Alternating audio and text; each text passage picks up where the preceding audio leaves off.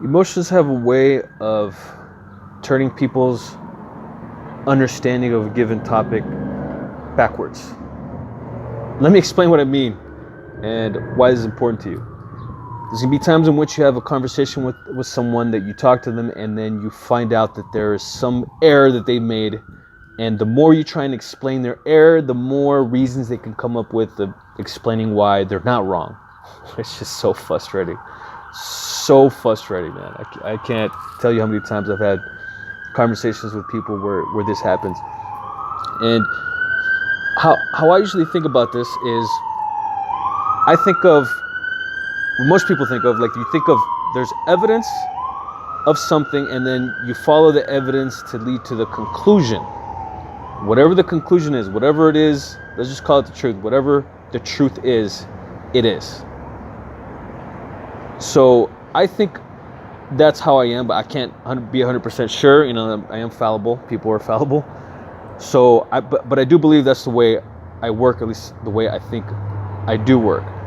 Now, since that's the way I think I work, I project a little bit onto other people. I believe then that's how they work, or at least that's how their goal is, and that's what they want, right? But which is not always the truth, which I'll explain in a minute why that is. Now, what happens is when someone's at a regular, let's just say a baseline emotional state.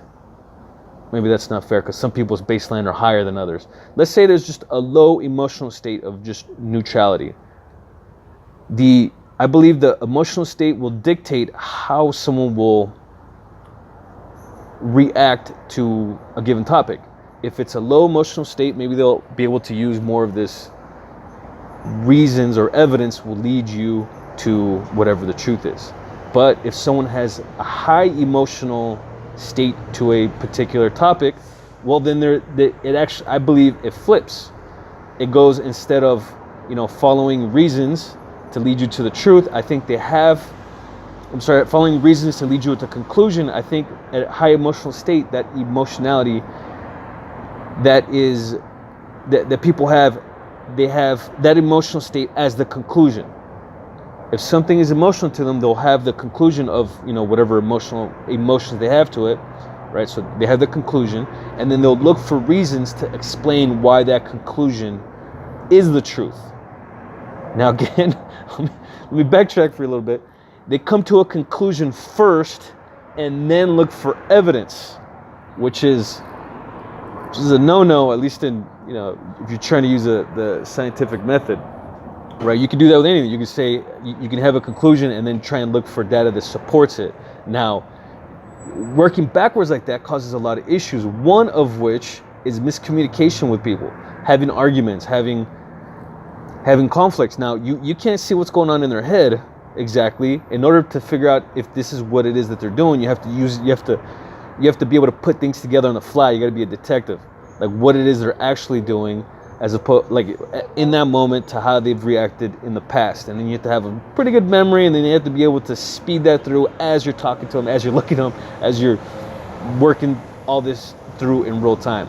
So it's hard, but if you do it ahead of time, it eases the processing burden on you, where you load it, you front load it now, and then once you get to a situation, then you can actually see it happen and piece it together. Anyway, so when someone has a high emotional state to something, you can see it in their face, and they raise their voice and you can see a difference in their personality. Usually, not always, just as, this is a rule of thumb.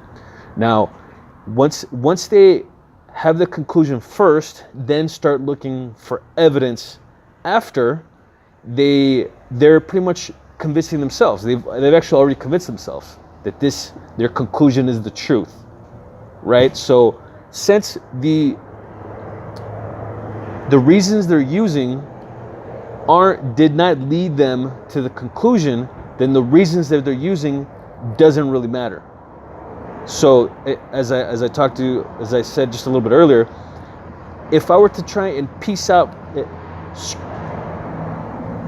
disprove every one of the reasons they give as it not being valid, it doesn't matter, because those reasons never led them to a conclusion in the first place.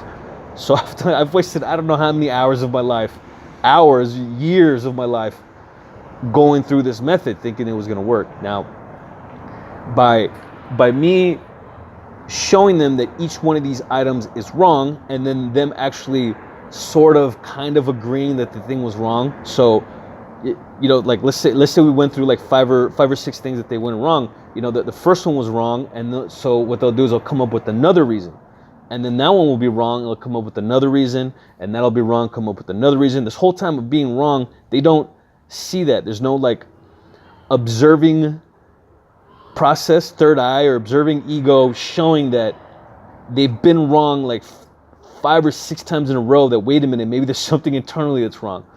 And the reason they don't see that is because, again, that evidence, those examples that they gave, have nothing to do with their conclusion. Those examples were after the conclusion was made. Now, I've made this realization.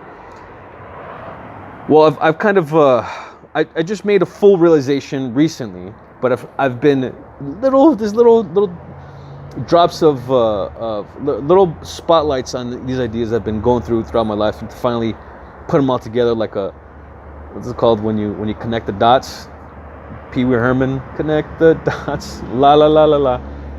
I don't do that song justice, sorry, for those of you who were born in the 80s. So, what I've concluded from this is, if someone has a high emotional investment in a given item or a given idea, they will have come to the conclusion first and then look for reasons why that conclusion is true. So those reasons and evidence that they're giving you has nothing to do with their conclusion. So don't waste your time trying to prove those items wrong, because it doesn't matter. You can prove them all wrong. You can prove them wrong 5 times in a row, 6 times in a row, and they still won't care, because every time you disprove one of those little items, it doesn't change their emotional state. It'll just be like, oh, this is what they'll say.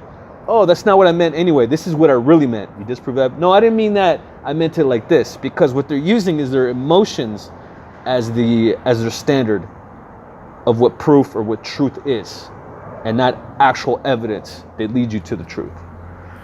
Hope that helps you. I hope it's helped me a lot. So now that I know that strategy is incorrect, I can now retire it and move on to something better.